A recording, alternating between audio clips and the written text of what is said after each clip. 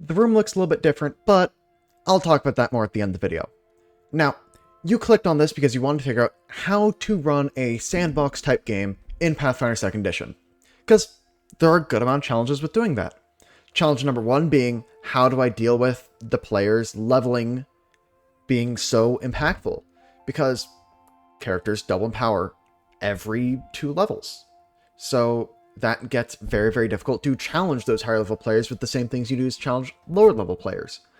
So what can you design? What variant rules can you use to get around that?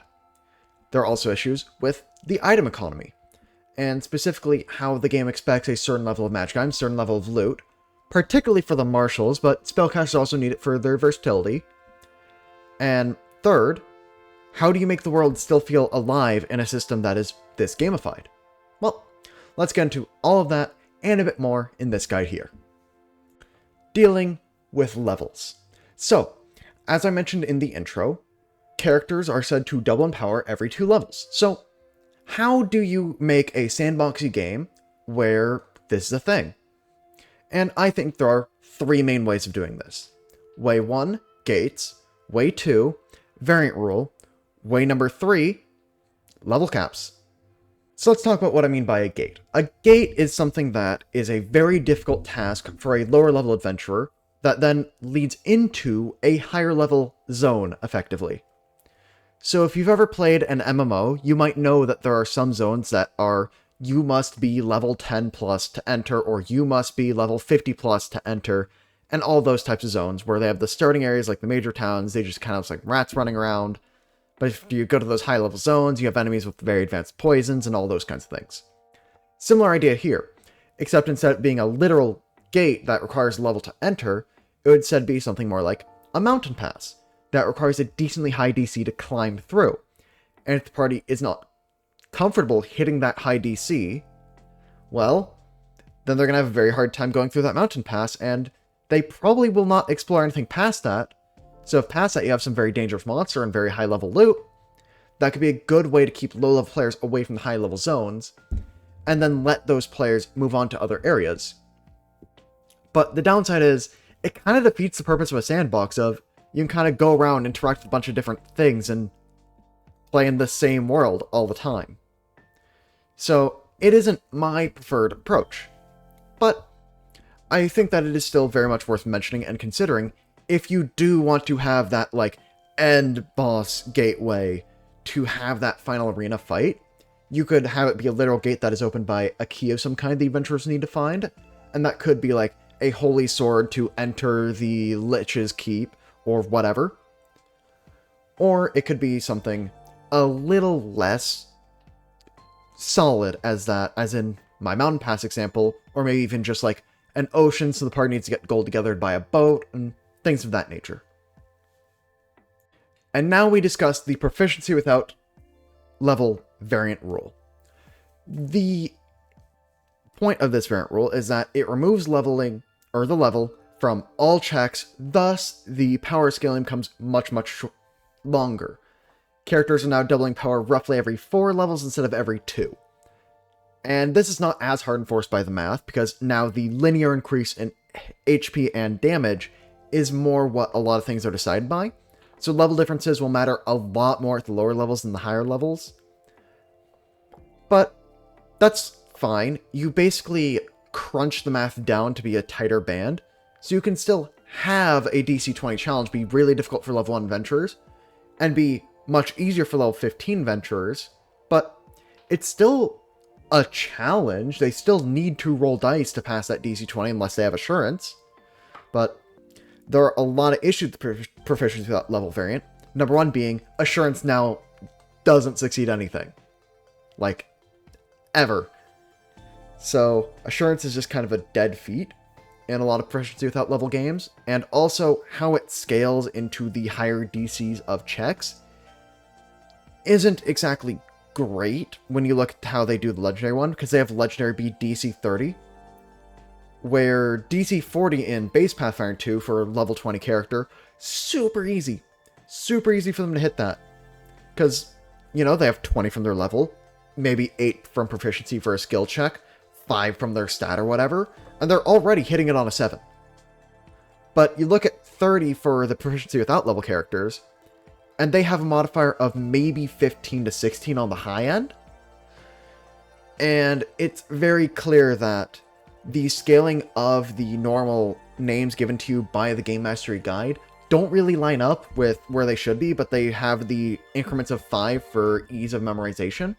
So that's another thing you'll need to consider, and I would recommend using the proficiency by level table, converting that, and then using those conversions along with the conversions of... It's a whole mess. I might make an entire video on how to make a game with proficiency without level work, but I'm going to do a lot more reading into the discussion around that variant rule. I should know that those are the two big things that people cite as issues. I personally wouldn't really want to do it, not even for that, but just because I feel like a lot is lost in the Pathfinder game system if you do not have that heroic power scaling of, we used to be super scared of these orc tribes, but now we can go through and actually fight their leader and actually fight through a bunch of these orcs. And to have moments like that in your sandbox is so impactful for me personally that I would not opt for this option either. And option number 3 is the option I'd go with, which is have a level cap. Say, this world hasn't seen anybody go beyond level 10. The boss will be a level 12 Lich, who is the one exception that has existed for a while. And that's that. Now, that may seem really, really harsh, and you're restricting off half the content of the game. But how long can you actually keep an RPG group together? Because I haven't been able to keep one together for longer than a year, even when I was in like high school. So, as such, I think that it is perfectly fair to have a game with an end date that is a bit before level 20. But if that's a deal breaker for you, that is a notable downside of this way of doing it. It preserves those big moments of now we can actually go through and wipe out this orcish tribe, but you do kind of lose some of that, ooh, I really want to get to this thing eventually type deal, but I said a lot of games kind of fall apart before they ever reach those high levels. So in your world building, just not having the high levels in your setting is perfectly acceptable. And then you can have like an entire game around getting high level magic items and having the flaming runes be like this strange thing they need to go out and fight a boss for. And you can then do things and have that actually be super powerful items, further level that is still balanced. And you just make it so that way the things that your characters are doing at level 10 feel epic for the world. The Captain of the Guard is a level 6 stat block, so Captain of the Guard is really strong for this world. Easy enough. I would personally recommend this method for a general sandbox game because it doesn't restrict your options. It doesn't make you do any extra math compared to the base rules because it is the base rules. It's just that your setting, which if you're making a sandbox, you're probably going to homebrew in some regard, is just going to have a level cap either for your region or for the world at large. And with that, that's my preferred method. Now talking about the issues with loot. And for this, I also have a couple good solutions. Solution number 1 being just hand out a lot of it. Solution number 2 being do the variant rule that gets rid of the fundamental runes. And now, my solution number 1 might sound very shocking to a lot of people of, give the players a bunch more treasure, but wouldn't that break the game? Aren't you coming here for a bunch of balance? And players say, yes. And that's why you can afford to give more loot. Because at worst, your players feel more high heroic, and at best, for that, they miss some loot drops and they aren't behind. And it's completely fine. Like, I've been playing a good amount of Baldur's Gate 3, and Baldur's Gate 3 definitely gives a lot of magic items. And it doesn't feel completely ridiculous, even though 5e is not balanced around magic items baseline, because Baldur's Gate is. And I'm not saying redo the entire encounter balance math, because items in Pathfinder get twice as expensive roughly every 2 levels, just like player power. So those higher level items that have the big flashy effects are going to cost a lot of gold. And I don't think that you need to be super stingy with gold in order to maintain game balance. the game and the actual combat math will stay balanced even if you're doubling their gold amount, even if you're tripling their gold amount. And if you're still worried about that breaking the game because your players will save up for like the next tier of fundamental rooms above, you can put level caps on the fundamental things before the blacksmith will be willing to make them the potency or the striking runes, and just have the level cap be one level before they could craft it themselves.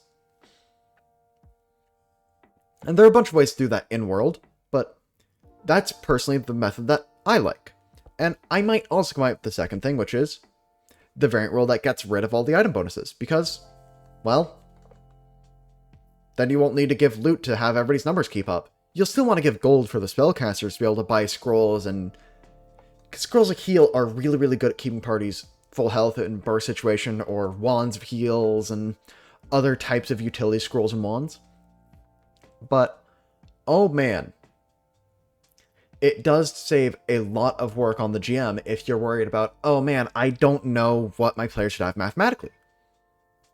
If you're using that variant rule, they will be where they need to be in terms of the math of the game. Guaranteed. That's how it works. I would still recommend giving pretty hefty gold and then having it only affect the AC and attack rolls, striking side of things. But you can do it however you want. And the reason I say it only affect those things is I like a lot of the skill boosting items. I like their little bonus effects, and I want to keep those around for my own reasons. But it's a really fun variant rule to use. And if you're in the type of setting where you want magic items to be rarer, that's absolutely the variant rule I'd go with. I'd just make sure that scrolls are still traded somewhat actively, so that you don't gimp your caster players out of being able to buy a scroll heal or a scroll of tongues or whatever type of utility things that they would want for their normal adventuring needs. And a lot of my tips for keeping the world alive are pretty similar to my ones about downtime is boring, which I'm just going to put in the top right of the screen right over there. And it's because my solution is pretty similar for both of them. It's use the subsystems that have you be tracked for how much different parties like you. And that is an application of the Victory Point subsystem that you can find in the Game Mastery Guide. And that is called the Influence and Reputation subsystems. Forgot the name of it for a little bit. But the reason I use those subsystems is you can generally make it so that factions like or dislike anything you do. Individual NPCs can like or dislike anything you do. And so if your players do something in the world, you should let them know, or do it behind the GM screen, of mark down these numbers for how much the different organizations like them, and what they're doing in the background. So I'm just going to let you click on that video if you want to hear more about that variant rule, because I've already talked about it in length in there, starting at about 6 minutes into that video. So if you want to hear about how to use that, over there. But I also want to talk about something else called the Dice Oracle, which I stole from WebDM, shamelessly by the way. And basically the idea is you take a handful of dice, each one representing a different faction in your game system, and you roll them, and if they die rolls a 1, that faction makes significant progress towards their goal. And if 2 dice roll on the same number, they are somehow together. If the dice are physically close together on your desk, well, then they're allies, and if they're far apart, they're enemies somehow. And put the players in the middle of it. Boom! You have immediately made drama from behind the scenes, brought it forward to something players can interact with in a way that doesn't require a whole lot of prep, and very easily lets you make the world feel alive because a bunch of things are happening in the background all times that you don't even need to be fully aware of. Really nice. And I should clarify that when I say faction, I mean any organization that has a major pull in the world. So, a small faction would be something like a gang of goblins that are maybe 100 strong, and I'd represent them in the Dice Oracle by like a D4. Where the king and all of his soldiers might be like a D12. And you just scale your factions between those. A single nobleman might have their organization, all the people under them be a D6, the Thieves Guild might be a D8, you know, put them all together, roll them, and then your players are just stuck in the middle of whatever you roll. Easy. You can then also have defined things that they can have reputation with for that subsystem, so you can immediately have players be able to interact with these different entities. And I really like it when my players are able to interact with a lot of my world building, and factions are a great way to give the players a part of your world building that is highly interactable and will respond to their inputs. So, highly recommend doing that. But anyway, now that we're at the end of the video, I'm going to talk. I have a new room. I am officially in college now, other than just like community college, so that's a thing. Videos will probably be once a week now. If you liked this one, feel free to subscribe. Watch another one. I probably have playlists in my channel icon all around me at this point. And yeah, that's all I have for you today.